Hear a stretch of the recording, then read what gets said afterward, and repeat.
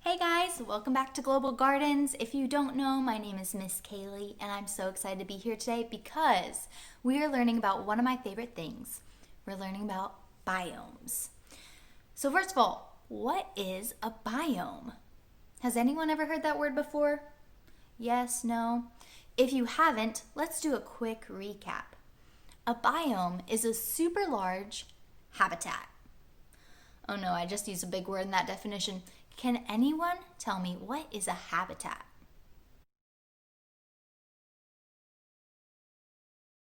If you don't know it, a habitat is an area, it could be big or small, it's an area that has shelter, food, water, and space for you to live in.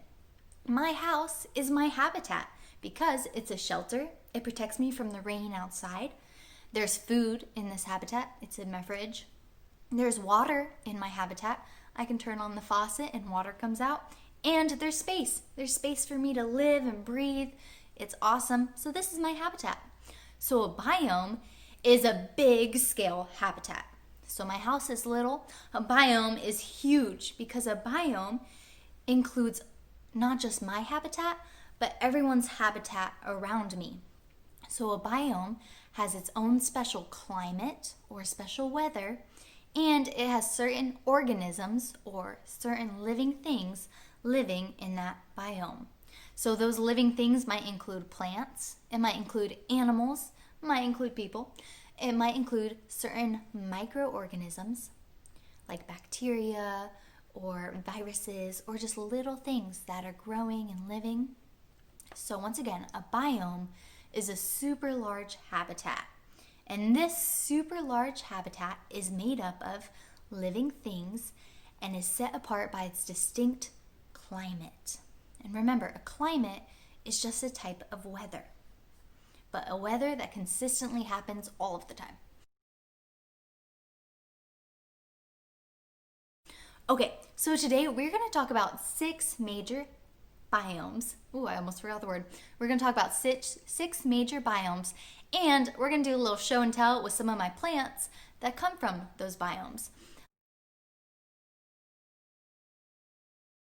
I'm thinking of a biome that is cold, that it's on the north and the south part of the earth, and sometimes it has penguins, sometimes it has a lot of ice, sometimes it's really chilly. In the winter, there is no sunshine, but in the summer, it is always shining. Does anyone know what biome I'm talking about? I'm talking about the tundra. The tundra is going to be on our north or our south pole. It's super cold there, and the plants that grow there are going to be really short to the ground because they want to stay as warm as possible. And if they were standing really tall and big, a lot of wind could come and hit them and it would get really chilly. Also, if it rained and they got icy, those branches could break. So if they're close to the ground, those plants are going to be safest. So that's an adaptation plants who live in the tundra have. So I want to show you my beautiful tundra plant here. It's this type of like grassy moss. Honestly, he doesn't love living in my house because it's not cold enough here. So if you look really closely, you could see that some of the branches don't have very many leaves and it doesn't look too happy. But this is an example of a tundra plant. It grows really low to the ground. It has super tiny leaves and it's kind of like a pale green, so it almost like blends in.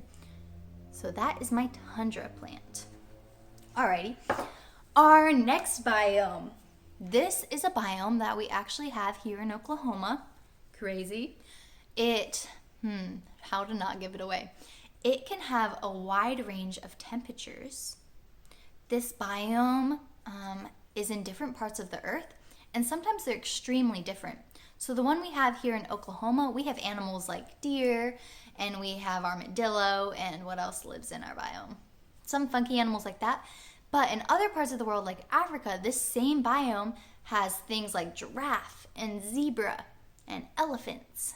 Any ideas what biome I'm talking about?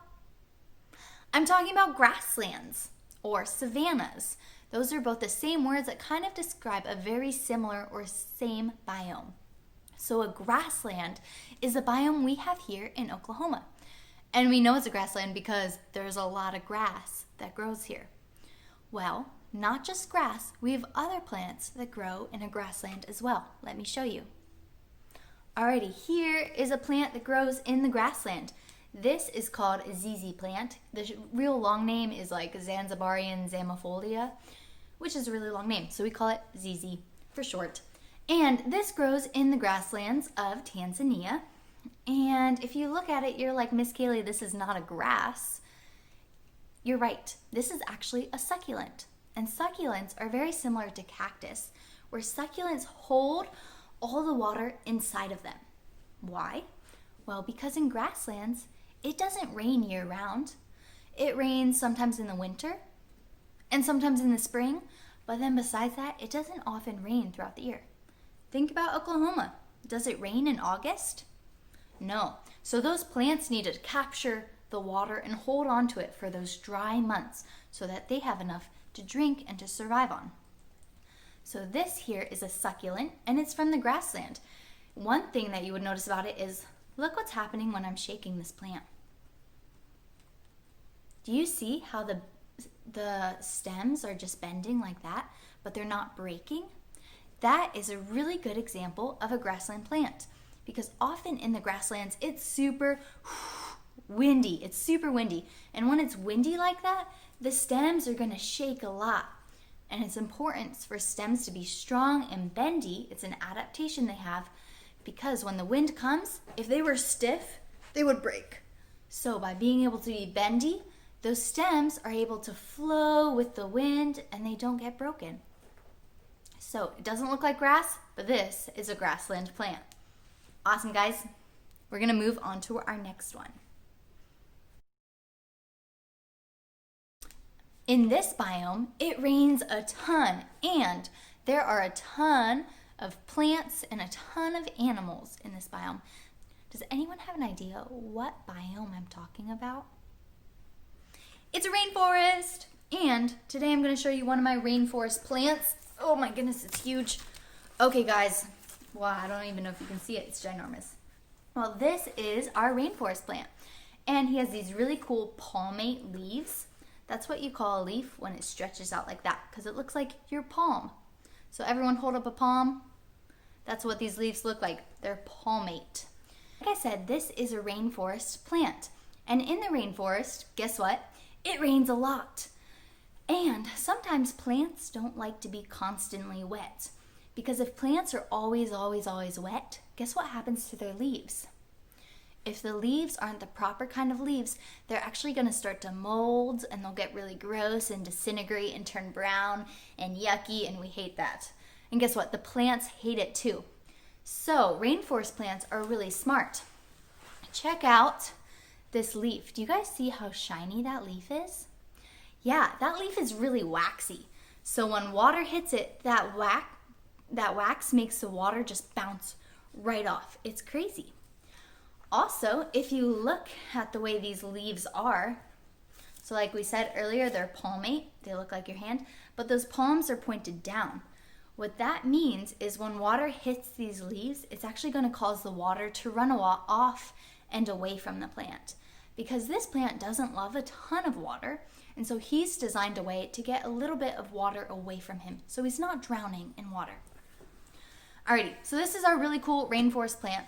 Things that you often notice about rainforest plants is the leaves are waxy. Sometimes the leaves can have some dark colors in there. So if you guys notice, there's really dark veins on these leaves. And the leaves for rainforest plants are often going to be big. They might not be this huge, but they're going to be bigger than our tundra plants and bigger than our grassland plants. So rainforest leaves are waxy and they're going to be big. And often the leaves are going to have ways to push water away. Okay, that was rainforest. Now we're going to talk about our next biome, which is this. This biome is hot in the daytime, cold at night, and it's dry. It like barely ever rains. What could it be? If you said desert, you were right. All right, here is our desert plant. What do you notice about this plant? Do you see any leaves?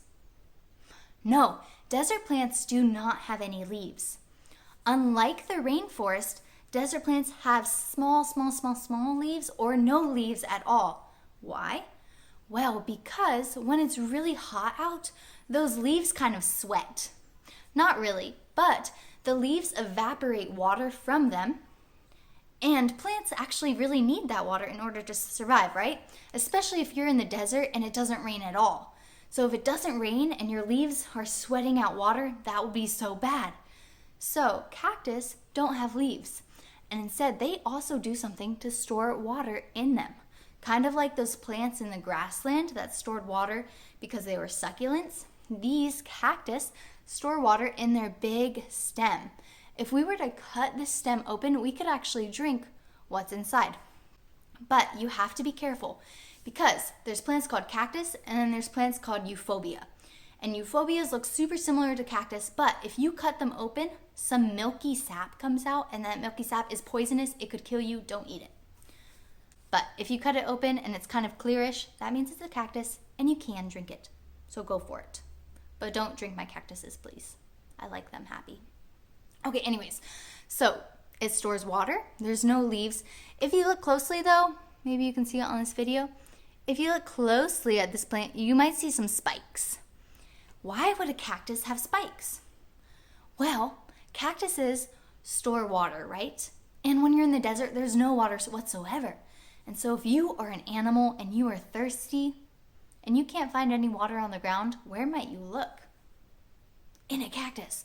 So some animals see this cactus and they're like, let me eat that and drink all the water. Nom, nom, nom, nom. So cactus are smart. They're like, we don't want animals drinking our water. So something we're going to do to protect ourselves is be spiky. And so these spikes on the cactus are ways that the cactus protects themselves from getting eaten. Okay, you might notice this cactus in particular looks kind of like a head of broccoli. Did you guys notice that? Why do you think that would be the case?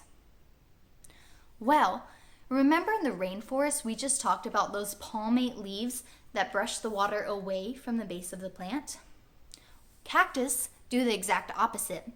All these broccoli-like cactus heads actually trap water inside.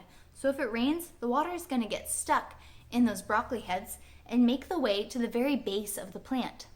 So cactus actually catch water and suck it into the base of the plant. That way they can drink it all themselves. And that way the water doesn't just go outside of their reach. They're able to grab it and keep onto it because water is a precious resource in the desert. Our next biome is another type of forest. Remember, we talked about the rainforest. Now we're going to talk about a deciduous forest. This forest is like the opposite of the rainforest. The rainforest is super rainy, right? Well, a deciduous forest could be called a dry forest. Now, does that mean it never rains?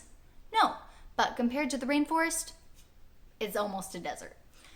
Okay, well, our deciduous forest is made up of deciduous trees, mostly. That's the majority plant that grows there. Who knows what is a deciduous tree? Well, have any of you guys seen tree leaves outside changing color? Those are deciduous trees. If your tree changes colors and the leaves fall off, that's deciduous.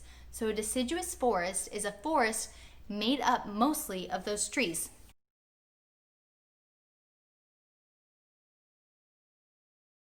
So here I have a baby version.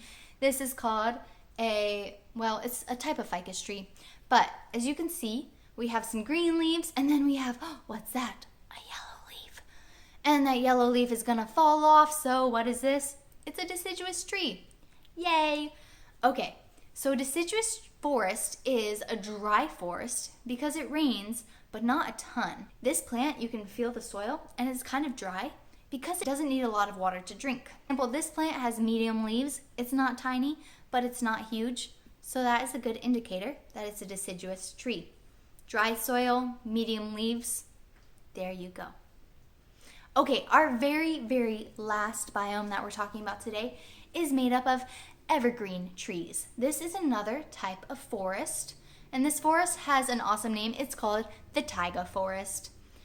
And now you might be like, hey, Miss Kaylee, what is an evergreen tree? And I would be like, wait one sec, let me show you.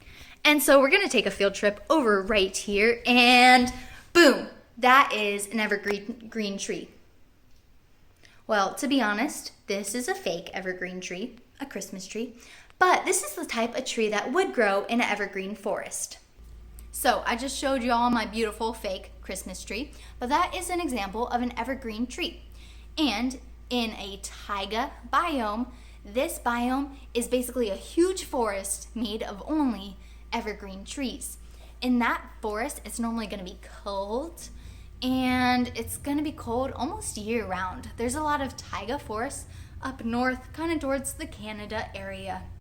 Also, check out this beautiful map with the different biomes that exist in North America. You can see grasslands right where we live in Oklahoma. The taiga is up in Canada area. Tundra is even north. We have deciduous forest, a little bit of desert, and rainforest. Alright guys, so we just talked about 6 different really awesome biomes that have different types of plants. These biomes not only have different types of plants, but they also have different types of animals, different types of microorganisms. It's important to know what biome plants come from because that's how you know how to take care of them. For example, all the plants I showed you today are plants I have in my house. Some are happier than others. Remember my Tundra plant? It looked really sad and floppy. That's because I haven't been treating the plant like it's from a tundra biome. I've kind of been treating it like it's from maybe a desert or a grassland. It's too hot and it maybe doesn't get enough water or sunlight. I don't know. He's not happy. So it's important to know what biome are plants from because that's how you know how to treat them.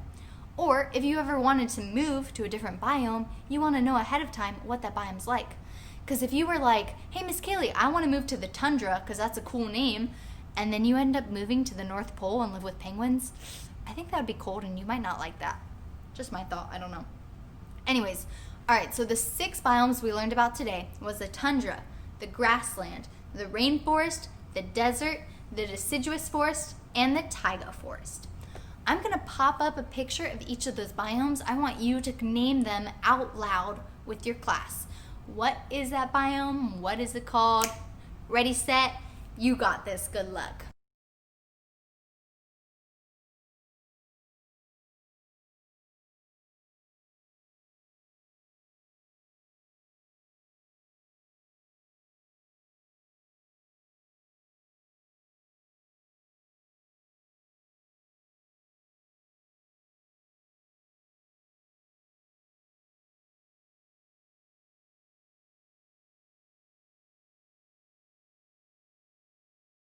Awesome job, guys! I want to challenge you to go around your house, see what kind of houseplants you have.